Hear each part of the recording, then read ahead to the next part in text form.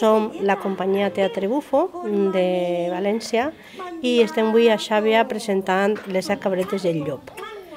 Quan nosaltres pensàrem en fer les Set cabretes, tot el món pensava que eren cabritillos, que és com se diu en castellà, no?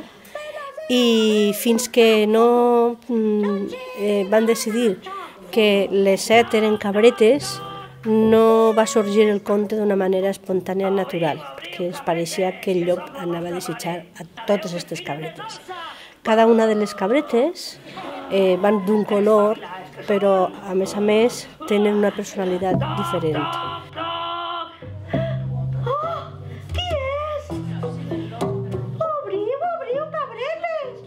Després de tot, al final, ja sabeu que el llop les enganya, però així i tot elles volen anar-se'n a l'estranger a estudiar cuina, pintura, llengües o el que faci falta. Esperem que us agradi.